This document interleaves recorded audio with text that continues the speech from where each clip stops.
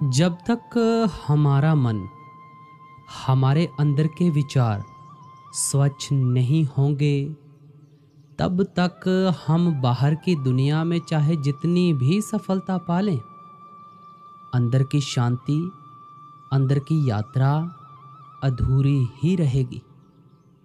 हर दिन हम अपने तन की सफाई का ध्यान रखते हैं, लेकिन क्या कभी अपने मन की सफाई के बारे में सोचा है? नकारात्मकता, ईर्ष्या, भय, क्रोध, ये सभी विचार हमारी आत्मा के रास्ते पर धूल की तरह जम जाते हैं, और जब तक हम इन्हें साफ नहीं करेंगे, तब तक आत्मा की सच्ची यात्रा, आत्मज्ञान की ओर बढ़ना संभव बिल्कुल नहीं। इसलिए पहले विचारों को शुद्ध करो भाई, अपने भीतर झांको और फिर देखो अंतर की यात्रा कितनी सहज हो जाती है। अब देखो, अंतर की यात्रा की बात करें तो अक्सर हम उसे किसी रहस्यमय साधना या विशेष अभ्यास से तो जोड़ देते हैं, पर क्या कभी हमने सोचा है कि ये यात्रा शुरू कहाँ से होती है? ना कोई ट्रेन चाहिए, ना विमान। यह यात्रा शुरू होती है हमारे अपने मन के भीतर से। लेकिन एक सवाल उठता है, क्या सच में हम इसके लिए तैयार हैं? क्या हमारा मन, हमारे विचार, हमारी भावना इतने निर्मल, इतने स्वच्छ हैं कि हम आत्मा की गहराइयों में उतर सकें? क्योंकि जब तक अंदर विचारों का अंधेरा है, तब तक मन में क्रोध, ईर्ष्या, मोह और भय की परछाइयां हैं। तब तक आत्मा तक पहुंचना मुश्किल है। हम रोज अपने शरीर को सजाते हैं, साफ करते हैं, लेकिन क्या कभी हमने अपने विचारों को धोने का प्रयास किया है? क्या कभी हमने उस भीतर की गंदगी को देखा है जो सालों से वहां जमी हुई है, अनकहे शब्दों की तरह, अधूरी भावनाओं की तरह? ओ भाई, आत्मिक की यात्रा कोई एक दिन की बात नहीं है। यह एक धीमी लेकिन गहरी प्रक्रिया है, और इस प्रक्रिया की पहली सीढ़ी है अपने विचारों की सफाई। जब हम अपने विचारों को समझते हैं, उन्हें स्वीकार करते हैं और फिर उन्हें धीरे धीरे शुद्ध करते हैं, तभी अंतर की यात्रा का द्वार खुलता है। अंतर की यात्रा कोई बाहर की खोज नहीं है, यह खुद को समझने, खुद को स्वीकार करने और खुद से मिलने की प्रक्रिया है। तो आइए आज एक संकल्प लें, बाहर की दुनिया को जीतने से पहले अपने अंदर की दुनिया को जीतें। अपने विचारों को देखें, उन्हें साधें और उन्हें इतना स्वच्छ बना दें कि आत्मा तक पहुंचना सहज हो जाए। क्योंकि जब अंदर शुद्धता होती है, तभी आत्मा मुस्कुराती है, और तब अंतर की यात्रा सिर्फ संभव ही नहीं बल्कि सुंदर भी बन जाती है। तो गुरु प्यारी साध संगत जी, राधा स्वामी जी, आज का सत्संग हम इन्हीं विचारों पर करेंगे कि हमारे अंदर के विचार शुद्ध क्यों नहीं होते हैं। अगर शुद्ध नहीं होते हैं तो कैसे शुद्ध होंगे? तो इस सत्संग को आप पूरे अंत तक श्रवण करके जाएं। बहुत कुछ इस सत्संग में आपको सीखने को मिलेगा। तो आइए बड़े ही प्रेम भाव के साथ हम सत्संग को श्रवण करते हैं। हमें बाहरी और आंतरिक दोनों सफाइयों की जरूरत है। शरीर से स्वच्छ और पवित्र रहो, जुबान से पवित्र विचार प्रकट हों, पर जब तक अंदर पवित्र विचार ना होंगे, बाहर पवित्र वचन नहीं आएंगे। इसलिए अत्यंत जरूरी है विचारों में भी पवित्रता बसे। हृदय की भावनाओं के अनुसार ही मनुष्य बोलता है। इसलिए जीवा से और हृदय से पवित्र रहो। बाहरी सफाई आंतरिक सफाई का प्रारंभ है। शरीर की सफाई ना हो तो हृदय की सफाई को भी संभावना नहीं, और अगर मन पवित्र ना हो तो आत्मा की पवित्रता कहाँ। शरीर की सफाई नहा धोकर साफ कपड़े रखने से हो सकती है। बाहरी सफाई को ईश्वर नियता से दूसरा दर्जा दिया गया है। जुबान से कोई अपशब्द या दिल दुखाने वाले बोल ना निकलें। ऐसी वाणी कहो जो सबको प्यारी लगे। मन की सफाई यह है कि इसमें कोई गंदे विचार ना उठें। फिर नाम के द्वारा सब मालिन्यताएं दूर करके आत्मा की शुद्धि और निर्मलता प्राप्त करें। सो गुरु प्यारी साध संगत जी, आज का बड़ा ही विचार योग्य सत्संग पहली पातशाही श्री गुरु नानक देव जी महाराज की वाणी में से लिया जा रहा है। ज़रूरत है आज के सत्संग को सुनकर विचार करने की कि हमें क्या मिल चुका है और हमें किस तरह भक्ति करनी है, किस तरह नाम से जुड़ना है। जो हम जे बाहरी झगड़ों में फसादों में पड़े हुए हैं, लोगों को अपशब्द बोलते हैं, लोगों के काम में टांग अड़ाते हैं, ये हमें नहीं करना चाहिए। तो आइए आज का बड़ा ही रूहानियत भरा सत्संग आरंभ करते हैं। सत्संग के वचन। जा तू ता मैं सबको, तू साहिब मेरी रास जियो। तुद अंतर हो सुख वसा, तू अंतर शाबाश जियो। गुरु नानक साहब विनती से शब्द शुरू करते हैं कि हे स्वामी, हे पति देव, अगर तू मुझ पर मेहरबान है तो सारी दुनिया मेहरबान है। तेरी खुशी में मुझे सारा संसार खुश नजर आता है। फिर कहते हैं, हे पति देव, मैं तेरे देश चलकर सुख की जिंदगी बसर कर रही हूँ। आप अपनी आत्मा को पत्नी और उस परमात्मा को पति देव करके संबोधित कर रहे हैं। आप फरमा रहे हैं कि जे तेरा रहम है, तेरी कृपा है। आत्मा रूपी स्त्री अब सुगढ़ होकर अपना प्रेम और प्यार प्रकट करती है। पहले जे एक फूहड़ स्त्री के समान थी, उसमें कोई रंग ढंग नहीं था। अब वह कहती है कि हे स्वामी, अब जो तूने अंतर में बजर कपाट खोलकर मुझे दर्शन दिए हैं, ये तेरी कृपा और दया से हो सका है। अगर गंवार या फूहड़ होते हुए भी अंदर जाए तो परम पिता परमात्मा इसे सुगढ़ बना लेता है। परमार्थ बड़ी गहरी फिलॉसफी वाली वस्तु है। इसमें अगर नेकी करें तो जुबान पर नहीं आनी चाहिए, अर्थात नेकी करें, दान पुण्य करें। तात्पर्य यह है कि सब अच्छी बातें करें, पर फिर यह भाव ना आए कि मैंने कुछ किया है।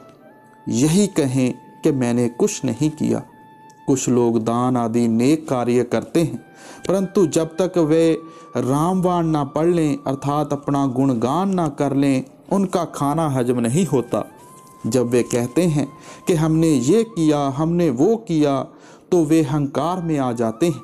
कबीर साहब क्या कहते हैं, किया कराया सब गया, जब आया अहंकार। अहंकार ये तो इसी प्रकार है जैसे कि अच्छा भोजन बनाकर ऊपर से उसमें एक मुट्ठी राख की डाल लें। मनुष्य को चाहिए कि नेक कार्य करे और जुबान पर ना लाए। ये सबसे उत्तम नीति है और परमार्थ की यही शिक्षा है। अगर परमार्थ की पाठशाला में आकर मनुष्य सच्चे अर्थों में मनुष्य ना बने तो फिर और कोई स्थान नहीं है। अगर कारखाने में जाकर भी मशीन के पुर्जे के नुक्स ना निकालें और फिर कहाँ निकलेंगे। अर्थात शिक्षा की गति बहुत ऊंची है। संतों का दरबार ही परमार्थ का स्कूल है। जो लोग दान पुण्य करके औरों पर जाहिर करते हैं, उन्हें तो नशा चढ़ जाता है, परंतु जो सुनते हैं वे कहते हैं कि ये मूर्ख हैं। वे दानी पुरुष तो शेखी बगाड़ते हैं और लोग उन्हें मूर्ख कहते हैं। चाहिए तो यह था कि नेक कार्य करें, परंतु जुबान पर ना लाएं। जब हम अच्छे काम करें, लोग अपने आप ही अच्छा कहेंगे। हमें अपनी जुबान से आप ही कहने की आवश्यकता नहीं। एक बार बादशाह शाहजहां अपने शायनगार में सो रहा था। नौकर चाकर भी सो गए थे। रात को उसको प्यास लगी तो वह उठा, देखा तो पता लगा कि सुराही में पानी नहीं है। घड़ों की तरफ गया तो वहाँ भी पानी नहीं था। एक छोटी सी कुइया थी जिस पर चरखी लगी हुई थी। जब बादशाह ने जाकर चरखी की रस्सी से डोल को बांधकर कुइया में झटके से साथ छोड़ा तो चरखी का कोना उसके सर में जा लगा। खून बहने लगा, सिर चकराने लगा और वह गिर पड़ा। इस पर वह कहने लगा, शुक्र है, शुक्र है। नौकर चाकर सब जाग उठे कि क्या हुआ। देखा कि बादशाह को तो चोट लगी है और वह परमात्मा का शुक्र कर रहा है। उस समय वह कह रहा था, मैं किसी लायक भी नहीं था, मुझ बेवकूफ़ को, जिसे पानी निकालने की भी अकल नहीं, मालिक ने बादशाह बना दिया। गुरु साहब कहते हैं कि शुक्र है मुझे सतगुर मिल गया, चाहे कोई अमीर है या गरीब है, जिसके पास नाम है वह शहंशाह है। सतगुरु और नाम के बराबर कोई ऊंची दौलत नहीं। जिस दौलत को हमारे साथ जाना है, अगर उसे ही हमने प्राप्त नहीं किया तो क्या किया? कुछ नहीं। अगर नाम की कमाई ना की तो सिर्फ रोटियां ही खाते रहे, रोटी खाई और सो गए। नहीं, शिष्य को चाहिए कि अपने ऐबों पापों की ओर ख्याल करे, नाम की कमाई करे और प्रार्थना करे कि हे मालिक, तेरा शुक्र है कि मैं तेरी छाया में, तेरे चरणों में सुखी हूँ। तूने नाम की दौलत बख्शी है, तेरा शुक्र है। अब सवाल पैदा हुआ कि ये नाम या शब्द है क्या? कि संतमत या गुरमत को नाम मार्ग या शब्द मार्ग भी कहा जाता है, क्योंकि इसमें नाम या शब्द के अभ्यास द्वारा आत्मा को परमात्मा में लीन करने का उपदेश दिया जाता है। संत सतगुरु अपनी शरण में आने वाले जिज्ञासु को नाम या शब्द की कमाई का साधन और नाम के अभ्यास द्वारा सुरत को अंतर में शब्द में लीन करने की विधि समझाते हैं, जिसे सुरत शब्द जोग भी कहा जाता है। नाम या शब्द दो प्रकार का है। संतों महात्माओं ने परमात्मा के अनंत गुणों के आधार पर उसके जो अनेक नाम रखे हैं, उन्हें वर्णात्मक, गुणवाचक या सिफाती नाम या शब्द कहा जाता है। नाम या शब्द का दूसरा भेद धुनात्मक है। धुनात्मक नाम या शब्द परमात्मा से आ रही शक्ति की वह ध्वनि है जो आँखों के पीछे और मध्य एकाग्र करने से सुनाई देती है। संतों महात्माओं ने इसे सच्चा शब्द या सच्चा नाम भी कहा है। अनंत भाषाओं में रखे गए परमात्मा के सब वर्णात्मक नाम समय, स्थान या काल की सीमा में हैं, परंतु अंतर में आत्मा द्वारा अनुभव किया जाने वाला सच्चा नाम या शब्द परमात्मा की तरह अमर और अविनाशी है। यह नाम अंदर है, बाहर नहीं। गुरु नानक साहब कहते हैं, देही अंदर नाम निवासी, आपे करता है अविनाशी। आप कहते हैं कि नाम हमारे अंदर है और उस अविनाशी कर्ता का रूप है। गुरु अर्जन देव जी कहते हैं, नौनिध अमृत प्रभ का नाम, देही में इसका विश्राम। और गुरु अमरदास जी भी यही कहते हैं, शरीरों भालन को बाहर जाए, नाम ना लहे बहुत बेकार दुख पाए। आप सावधान करते हैं कि शरीर से बाहर नाम की तलाश करने वालों को सिवाय परेशानी के कुछ भी हाथ नहीं लगता। संत महात्मा समझाते हैं कि अलग अलग भाषाओं में रखे गए परमात्मा के अनेक नाम हैं, लेकिन आँखों के पीछे आत्मा के अनुभव में आने वाला सच्चा नाम केवल एक है। ये सब तरह की द्वैत से परे और ऊपर है। यह नाम या शब्द किसी का बनाया हुआ नहीं है। गुरु नानक साहब कहते हैं, आपनियो आप साज्यो, आपनियो रचियो नाओ, दुई कुदरत साजिए, कर आसन डिठो चाओ।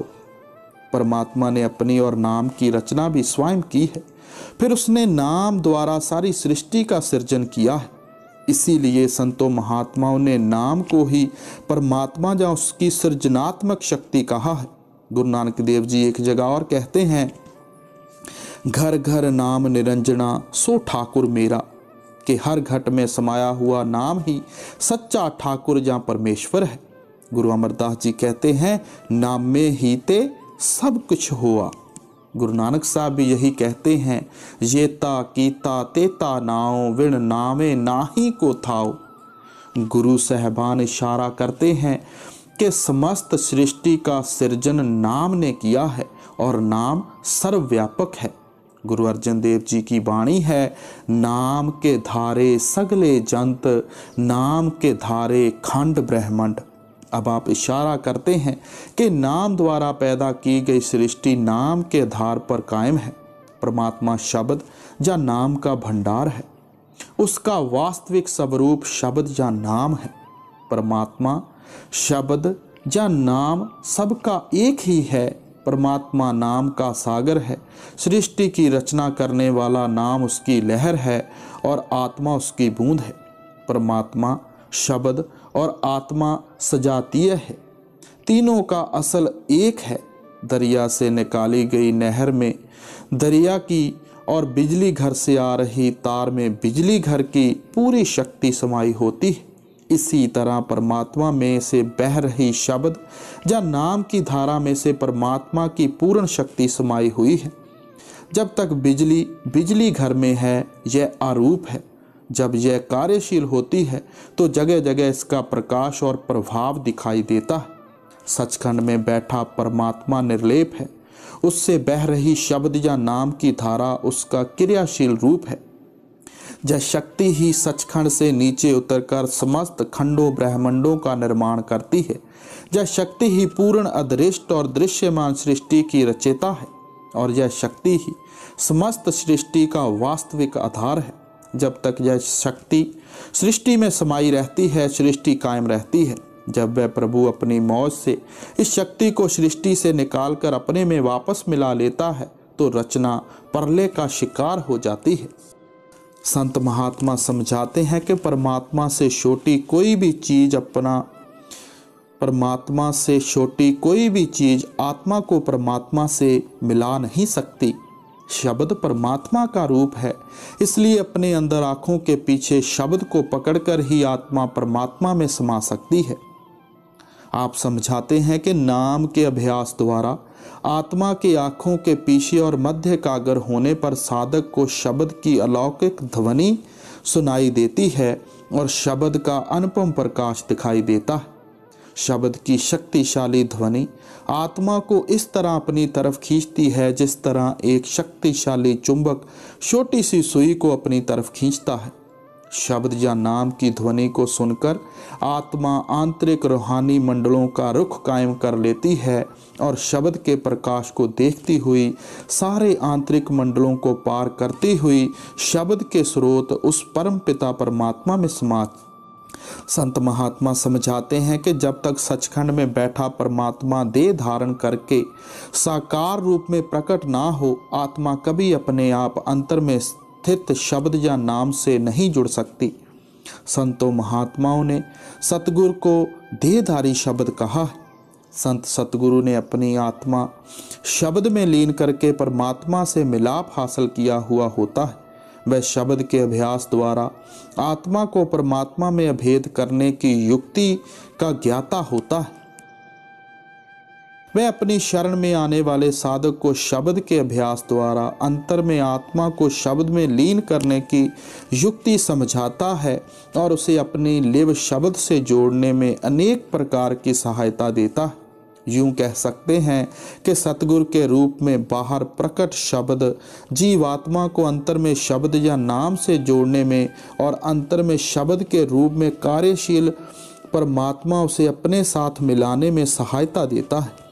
गुरु अमरदास जी की वाणी है, एक नाम तारे संसार गुर प्रसादी, नाम प्यार बिन नामे मुक्त किने ना पाई, पूरे गुरते नाम पल्ले पाई।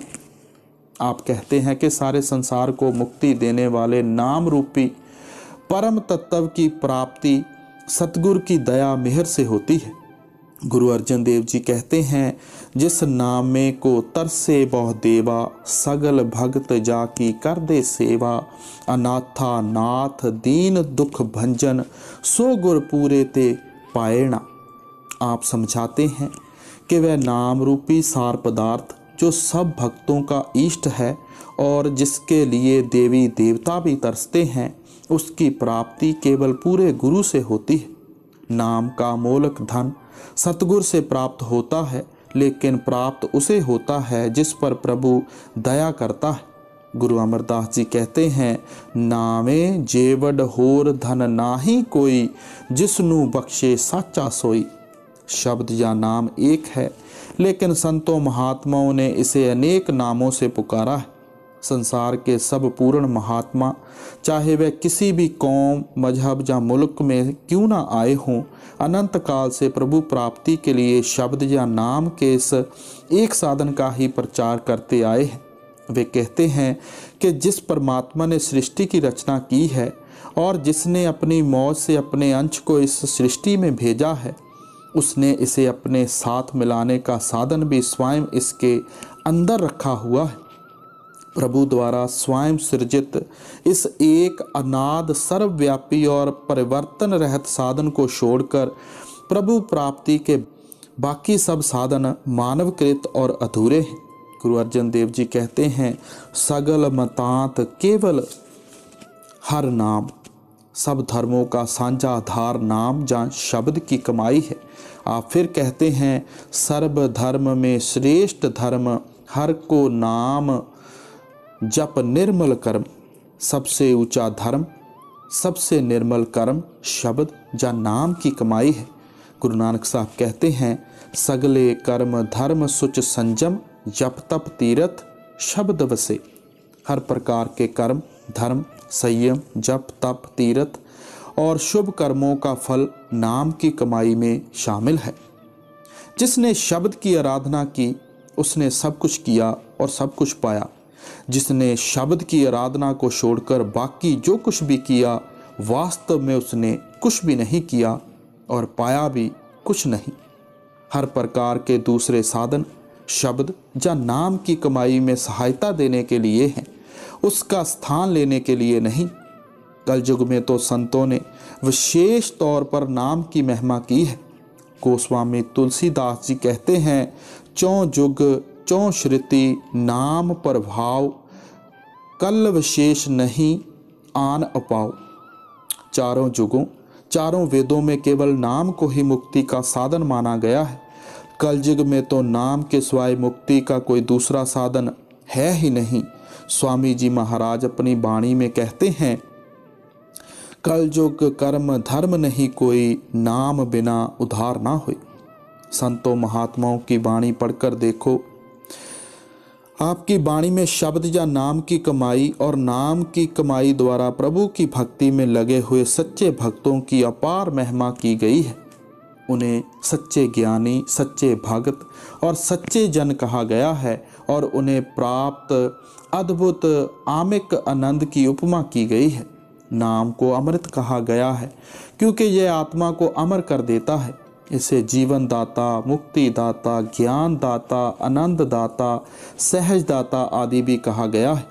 नाम की कमाई द्वारा साधक में भी उन सद्गुणों का प्रवेश होना शुरू हो जाता है जो नाम या प्रभु में है। वास्तव में शब्द या नाम की कमाई द्वारा साधक प्रभु में समाकर उसका ही रूप हो जाता है। अपनी दूसरी कड़ी में गुरु नानक साहब हमें क्या समझाने की कोशिश कर रहे हैं, आइए हम श्रवण करते हैं। भाणे तख्त बढ़ाया, भाणे भीख उदास जियो। ये सुगढ़ नारी का काम है। अब कहती है कि हे मालिक, तू चाहे तो मुझसे भीख मंगा, मैं अप्रसन्न नहीं होती। चाहे राज सिंहासन दे दे, मैं खुश नहीं होती। तू जो कुछ भी दे दे, कुछ भी करे, मुझे मंजूर है। ये शिष्य और गुरु का संवाद है। शिष्य कहता है कि मेरा सतगुरु जो कुछ भी कर रहा है, सोच समझ कर रहा है, इसलिए जो कुछ भी वह करता है वही उत्तम है, मुझे उसी में खुशी है। अगर सतगुरु घास काटने का हुक्म दे दे, वही परम पद है। सो सुगढ़ पत्नी कहती है, हे मालिक, चाहे उदास रख, चाहे भीख मंगा, चाहे सिंहासन पर बिठा, परंतु मुझे अपने भाणे में रख। मैं तेरी रजा में राजी हूँ, तेरी मौज में चलूँ। परंतु फूहड़ पत्नी का व्यवहार इससे बिल्कुल उल्ट होता है, वह भाणे में नहीं होता। अब सबसे पहले जब ये कड़ी शुरू हुई तो ये शिष्य और गुरु का संवाद था। अब शिष्य का अर्थ है शिक्षा लेने वाला। संत मत में सतगुरु की शरण प्राप्त करके सतगुरु के उपदेश अनुसार रूहानी मार्ग पर चलने वाला साधक शिष्य कहलाता है। मनमत को पूरी तरह त्याग कर पूर्ण रूप में गुरुमत में आ जाना शिष्य का परम धर्म है। गुरु और शिष्य के रिश्ते में वैसे तो गुरु और शिष्य दोनों शामिल हैं, लेकिन यह रिश्ता मुख्यत गुरु पर आधारित होता है।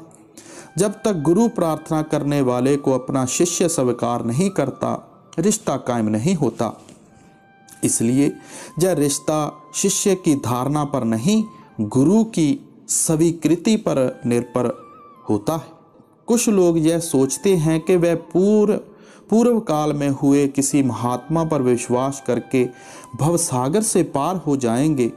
जब हम वर्तमान समय के किसी महात्मा को अपना गुरु बनने पर मजबूर नहीं कर सकते, तो पूर्व काल में हुए और परमात्मा में समा चुके किसी महात्मा को अपना गुरु बनने के लिए कैसे मजबूर कर सकते हैं? सोचने वाली बात है। हम मन के धोखे में आकर उसे अपना गुरु समझ सकते हैं, लेकिन हमें ना तो उस गुरु से स्वीकृति मिली और ना ही हम उससे किसी प्रकार की परमार्थी सहायता की आशा रख सकते हैं। जब हमारे समय का कोई संत सतगुरु हमें अपना शिष्य स्वीकार कर लेता है, तब ही गुरु और शिष्य के रिश्ते की शुरुआत होती है। संत महात्मा समझाते हैं कि शिष्य होना ही काफ़ी नहीं, पूर्ण संत सतगुरु का शिष्य होना जरूरी है। परमार्थ का यह पहला सिद्धांत है कि ज्ञान ज्ञानी से अज्ञानी की ओर चलता है। जो कोई जब कभी और जहाँ कहीं परमार्थ में जितनी भी उन्नति कर सकता है, मेरे हुए सतगुरु के सामर्थ्य के अनुसार कर सकता है। गुरु अर्जन देव जी की वाणी है, सतपुरख जिन जानिया सतगुर तिसका नाव, तिसके संग सिख उधरे नानक हर गुण गाओ। आप समझाने में कोई कमी नहीं छोड़ रहे। आप समझाते हैं कि परमात्मा से मिलाप कर चुके संत सतगुरु के बताए हुए साधन या मार्ग को अपनाकर ही शिष्य परमात्मा से मिलाप कर सकते हैं। इसलिए परमार्थ में पूर्णता प्राप्त करने के लिए किसी पूर्ण पुरुष का शिष्य होना जरूरी है। गुरु और शिष्य के रिश्ते में सबसे बड़ी जरूरत यह है कि शिष्य मन मर्जी त्याग कर अपने जीवन को पूरी तरह गुरु के उपदेश के अनुसार ढाले। गुरु अमरदास जी फिर कहते हैं, तन मन धन सौंप्यो गुर को, हुक्म मनिए पाइए। शिष्य को चाहिए कि अपने जीवन को पूर्णतः गुरु के उपदेश के सांचे में ढाल ले। शिष्य को चाहिए कि जिन कार्यों से गुरु रोकता है वह उन कार्यों से बचे और जो कार्य गुरु करने के लिए कहता है उन्हें प्रेम पूर्वक और उत्साह पूर्वक करे। ये कठिन कार्य है, ये बातों से पकने वाले पकवान नहीं। भाई गुरदास जी लिखते हैं, मुर्दा होए मरीद ना गली होवन। आपका भाव है कि सच्चा शिष्य बनने के लिए जरूरी है कि शिष्य अपने मन को पूरी तरह सतगुरु के अधीन कर दे। गुरु रामदास जी फिर कहते हैं, मन की मत त्यागो हर जन एहा बात कठैनी, अन दिन हर हर नाम ध्यावो गुर सतगुरु की मत लेनी। आप कहते हैं कि मन मर्जी का त्याग करके गुरमुत को धारण करना कठिन कार्य है, लेकिन परमार्थ में सफलता के लिए गुरमत धारण करना जरूरी है। भाई गुरदास ने अपनी 28वीं वार में गुरसिख के अनेक गुणों पर प्रकाश डाला है। आप अपनी वाणी में कहते हैं, गुरु सतगुर का जो सिख अखाए, सो भल के उठ हर नाम ध्यावे, उद्यम करे भल के प्रभाती, स्नान करे अमृत सरनावे, उपदेश गुर हर हर जप जापे, सब किल विख पाप दोख ले जावे, फिर चढ़े दिवस गुरबाणी गावे, बहदिया उठदिया हर नाम ध्यावे। जब शिष्य सतगुरु के उपदेश अनुसार चलने की कोशिश करता है तो सतगुरु उसकी इस कार्य में जरूर मदद करते हैं। वास्तव में सतगुरु की सहायता और दया मेहर से ही शिष्य सतगुरु के उपदेश पर चलने के काबिल बनता है। गुरु अर्जन देव जी कहते हैं, सतगुर सिख की करे प्रतिपाल, सेवक को गुर सदा दयाल। सिख की गुर दुर्मत मल हरे, गुर बचनी हर नाम उचरे। आप समझा रहे हैं कि सतगुरु दयालु पिता के समान शिष्य का पालन पोषण करता है। वह उसे विषय विकारों और मनमुखता से बचाता है। वह उसे नाम का मूल्य धन देता है, जिसकी कमाई से शिष्य के लोक और परलोक दोनों सफल हो जाते हैं और उसे परम पद की प्राप्ति हो जाती है। तो अपनी तीसरी कड़ी में गुरु साहब हमें क्या समझा रहे हैं, आइए बड़े प्यार से श्रवण करते हैं। भाणे थल सिर सर वहे, कमल फूले आकाश जियो। अब आप फरमाते हैं कि थल से जहाँ मतलब है मारुथल, जहाँ पानी ना हो और लोग प्यासे मरें। अब वह कहती है कि हे मालिक, चाहे तू मुझे रेखे स्थान में रख, तेरे भाणे में वह मेरे लिए सरोवर के समान शीतल होगा। तू चाहे मुझे ज़मीन पर रख, चाहे आसमान पर रख, चाहे कांटों में रख, चाहे फूलों और बगीचों में, चाहे समुंदर में, चाहे किनारे पर, चाहे धरती पर रख, चाहे आकाश के कमल में रख, मुझे सब मंजूर है।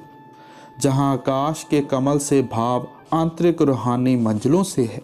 शिष्य को चाहिए कि जय ना कहे कि मुझे कांटों में क्यों बिठाया है, फूलों बगीचों में क्यों नहीं बैठाया। उसे चाहिए कि हमेशा हर अवस्था में सतगुरु के भाणे में रहे और शुक्र करे। भाणे भवजल लंघिए, भाणे मंज भरी आस जियो। आप फरमाते हैं कि हमें मालिक के भाणे में रहना चाहिए। अगर भाणे में रहें तो हमें कोई डर नहीं।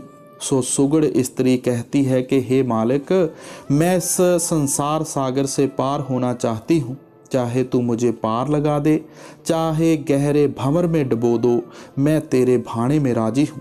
परंतु बिना अंदर गए भाणे में नहीं रहा जा सकता। बिना चाव के, बिना सतगुर के प्रेम के भाना नहीं माना जा सकता। भाना मानना बड़ा कठिन कार्य है। फिर भी हमें चाहिए कि चाहे मालिक हमारी निंदा कराए, बुराई कराए, दर बदर भीख मंगवाए, चाहे जो भी करे, हमें उसके हुक्म में रहना चाहिए। अगर उसके हुक्म में हैं तो डर नहीं। यह प्रेमियों के लिए हुक्म है। हुक्म प्रभु की इच्छा का सूचक है और जिस विधि या युक्ति के अनुसार वह इच्छा काम कर रही है उसका भी सूचक है। जब संत महात्मा यह कहते हैं कि जो कुछ हो रहा है प्रभु की इच्छा के अनुसार हो रहा है, तो उसका यह भाव है कि प्रभु की इच्छा से प्रकट हुआ संसार उस प्रभु द्वारा सृजित नियम या विधान के अनुसार चल रहा है। गुरु नानक साहब जपजी साहब की दूसरी पौड़ी में समझाते हैं कि जगत की उत्पत्ति, जीवों की उत्पत्ति, रचना के समस्त आकारों की उत्पत्ति, आवागमन के बंधन से बंधे रहने की मजबूरी और प्रभु से मिलाप की बढ़ाई आदि सब कुछ प्रभु के हुक्म के अनुसार हो रहा है। संत नामदेव जी कहते हैं, सब हुक्म हुक्म है आपे। वह प्रभु हुक्म रूप है और जो कुछ हो रहा है उसके हुक्म द्वारा हो रहा है। गुरु नानक साहब कहते हैं, हुक्मी हुक्म चलाए रहो, यानी अपनी इच्छा द्वारा बनाए गए जगत को वह प्रभु विधि पूर्वक और ठीक ढंग से चला रहा है। उस प्रभु ने जो भौतिक, नैतिक और आध्यात्मिक नियम बनाए हैं वे सब सारे संसार पर समान रूप से लागू हैं। गुरु अमरदास जी कहते हैं, एक को अमर एक का पातशाही, जुग जुग सिरकार बनाई है। गुरु नानक साहब फिर कहते हैं, 14 हुक्म वर्ते प्रभ तेरा, 14 नाम पताल, सब में शब्द वर्ते प्रभ साचा, कर्म मिले बेआल। सारी सृष्टि का स्वामी वह एक प्रभु है और सृष्टि में व्यापक उसका नियम भी एक है। यह नियम या विधान अनाद और परिवर्तन रहित है। हम देखते हैं कि समस्त रचना में पानी ऊपर से नीचे की तरफ बहता है। सारी रचना में जन्म, विकास और विनाश का नियम समान रूप से लागू है। यह भौतिक नियम है। सारे संसार में कार्य और फल का नियम लागू है। यह नैतिक नियम है। वह प्रभु सदैव अंतर में मिलता है। वह नाम की कमाई द्वारा मिलता है और नाम की कमाई की युक्ति संत सतगुरु से प्राप्त होती है। मनुष्य जन्म का मिलना सतगुरु का मिलाप और नाम की प्राप्ति सब कुछ प्रभु की दया पर निर्भर है। ये परमार्थिक और आध्यात्मिक नियम है। ये सब नियम देश काल से ऊपर हैं और सारे संसार के लिए समान है। जीव के लिए प्रभु के हुक्म का एक महत्वपूर्ण पहलू सृष्टि में व्यापक कर्म और फल का नियम है। यह नियम आगे आवागमन के सिद्धांत से बंधा हुआ है। जीव को जो भी सुख दुख मिलते हैं पूर्व में किए हुए कर्मों के अनुसार मिलते हैं और किए गए कर्मों का फल भोगने के लिए जीव अनेक योनियों में भटकता है। चाहे सुख दुख मान अपमान आदि सब कुछ किए गए कर्मों के अनुसार मिलते हैं, लेकिन कर्म और फल का नियम प्रभु की इच्छा से बना है। इसलिए संत महात्मा कहीं यह कहते हैं कि जो कुछ मिलता है कर्मों के अनुसार मिलता है, और कहीं यह कह देते हैं जो कुछ भी मिलता है प्रभु के हुक्म से मिलता है। ये एक ही बात को दो तरह से कहने का ढंग है और इसमें कोई आत्म विरोध नहीं है। प्रभु के हुक्म द्वारा प्रारब्ध लिखे जाने का यह अर्थ नहीं कि प्रभु मन मर्जी द्वारा लोगों की तकदीर लिखता है। कर्मों के अनुसार तकदीर बनाने का नियम प्रभु का बनाया हुआ है, लेकिन तकदीर का लेख किए गए कर्मों के अनुसार लिखा जाता है। इसलिए वास्तव में अपनी तकदीर के लिए जीव स्वयं ही जिम्मेदार है। कर्म और फल के नियम का दूसरा पहलू यह है कि हर कर्म का अलग से फल भोगना पड़ता है। पूर्ण कार्य पाप कर्मों का नाश नहीं कर सकते। पुण्य पुण्य कर्मों के खाते में और पाप पाप कर्मों के खाते में जमा हो जाते हैं, मगर जब तक जीव किए हुए कर्मों के प्रभाव से मुक्त नहीं होता वह आवागमन का चक्कर तोड़कर प्रभु से मिलाप नहीं कर सकता। तो फिर प्रभु से मिलाप का चाहवान जिज्ञासु क्या करे? उसके लिए प्रभु का क्या हुक्म है? तो गुरु नानक साहब फिर आप ही समझाते हैं, एक को नाम हुक्म है नानक, सतगुरु दिया बुझाई जियो। जीव को चाहिए कि वह संत सतगुरु के उपदेश के मुताबिक अपने लिव अंतर में प्रभु के नाम से जोड़े। शुभ कर्म बुरे कर्मों का नाश नहीं कर सकते, नाम सब कर्मों का नाश कर सकता है। इसलिए कर्मों का नाश करके प्रभु से मिलाप करने का एक ही साधन प्रभु का नाम है। संत महात्मा सावधान करते हैं कि प्रभु ने कर्मों के नाश और अपने साथ मिलाप के लिए नाम रूपी साधन बनाया है। इंसान इस साधन को छोड़कर दूसरा जो भी साधन अपनाता है वह मन या काल का बनाया हुआ है। प्रभु के हुक्म का यह अभिन्न अंग है कि वह प्रभु केवल अपने द्वारा बनाए गए साधन से ही मिल सकता है। जीव प्रभु को अपनी इच्छा के अधीन नहीं कर सकता। अपनी इच्छा को प्रभु की इच्छा के अधीन करने में ही जीव का भला है। गुरु नानक साहब कहते हैं, तीन भवन निह केवल ज्ञान, साचे गुर ते हुक्म पछाण। एक जगह आप और अपनी बाणी में लिखते हैं, हुक्मे बूझे तत् पछाणे, एहो प्रसाद गुर ते जाने। गुरु अर्जन देव जी भी यही कहते हैं, जब लग हुक्म ना बुझता तब ही लो दुखिया, गुर मिल हुक्म पछाणिया तब ही ते सुखिया। जीव अपनी बुद्धि द्वारा उस प्रभु या उसके हुक्म की पहचान नहीं कर सकता। इसके लिए उसे ऐसे पूर्ण पुरुष की शरण लेनी पड़ती है जो प्रभु में समाकर प्रभु का रूप हो चुका हो। ऐसा पूर्ण पुरुष सतगुर को शब्द या नाम से जोड़ता है और यह नाम उसे परमात्मा से मिला देता है। गुरु नानक साहब कहते हैं, हुक्म जिनानु मन्या तिन अंतर शब्द वसाया। हुक्म की पहचान शब्द द्वारा होती है और जिसके अंदर शब्द बस गया वह प्रभु की रजा या हुक्म का रूप बन जाता है। प्रभु के हुक्म में अभेद हो चुके साधक की महिमा असंभव है। उसे सहज अवस्था प्राप्त हो जाती है। वह जन्म मरण के बंधन से मुक्त हो जाता है और परम आनंद की प्राप्ति कर लेता है। अपनी अगली कड़ी में गुरु नानक साहब हमें क्या उपदेश दे रहे हैं, आइए श्रवण करते हैं। भाणे सो सोह रंगला सिफ्त रता गुणतास जियो। आप फरमाते हैं कि अगर ये उसके भाणे में रहे तो वह मालिक इसे प्यारा लगता है। अंतर में उसका प्रेम जागृत होता है, उसकी दया की धारा आती है, अंतर में उसके गुणों का ध्यान बना रहता है। अगर शिष्य भाणे में नहीं रहता इसके अंदर मालिक का प्रेम प्यार नहीं आ सकता। भाणे सौ बिहावला हो आवण जान मुई आस जियो। अब कहते हैं कि चाहे तू मुझे जन्म मरण में डाल दे, चाहे नरकों में डाल दे, चाहे जूनों में भेज दे, लेकिन अपने भाणे में रख। जो भी तू करे उसे तेरा भाणा मानकर मैं खुशी के साथ स्वीकार कर लूँ। तू सहो अगम अतोलवा हों कह डह पई आस जियो। अब आप फिर अरदास करते हैं कि हे मालिक, तू अगम है, अतोल है, अडोल है। मैं तो क्या कहूँ, तेरे गुणों का क्या वर्णन करूँ, किस प्रकार तेरी महिमा का बयान करूँ, क्योंकि तू अनुभव है, बेशुमार है। तेरी महिमा लफ्ज़ों में बयान नहीं की जा सकती। मैं तो बस इतना ही कह सकती हूँ कि तू असीम और अपार है और मैं तेरे चरणों में गिरती हूँ, तेरे चरणों में नतमस्तक होती हूँ। क्या मांगूँ, क्या कह सुनी मैं, दर्शन भूख प्यास जियो। अब वह रूह कहती है कि हे स्वामी, हे मालिक, मैं क्या करूं, क्या विनती करूं, क्या मांगूं। मैं तो सिर्फ तेरे दर्शन मांगती हूं, इसके सिवाय और क्या मांगूं। मुझे तो तेरे दर्शन ही चाहिए। मेरे अंतर में तेरे दर्शन की प्यास सदा बनी रहे। गुर शब्दी सौह पाया सच नानक की अरदास जियो।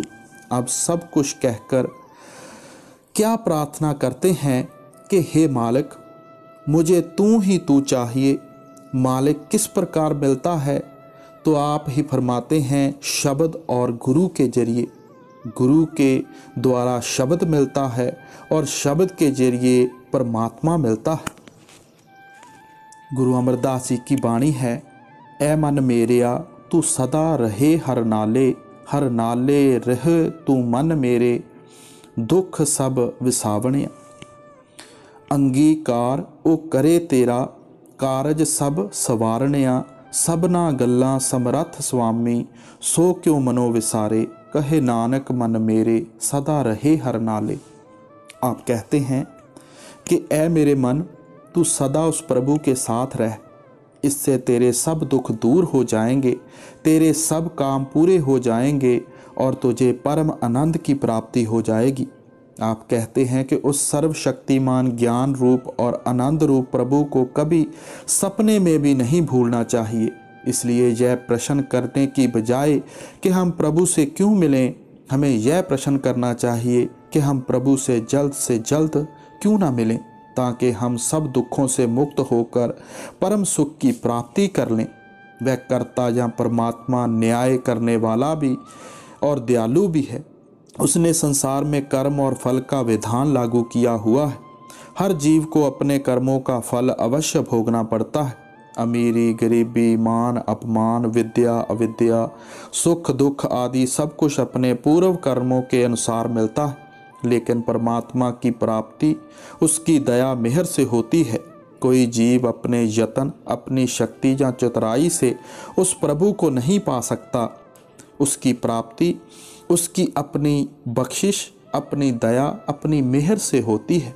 सो गुरु प्यारी साध संगत जी, हमें भी चाहिए, आज जो गुरु घर की बाणी हमने श्रवण की, गुरु नानक साहब ने हमें हर पहलू से बड़ी अच्छी तरह खोलकर समझाने की कोशिश की है कि भक्ति किस तरह करनी है, किस तरह अरदास करनी है, किस तरह भाणे या हुक्म में रहना है, और वो परमात्मा क्या है, उसके नियम क्या हैं, हमें उसके असूलों पर कैसे चलना है।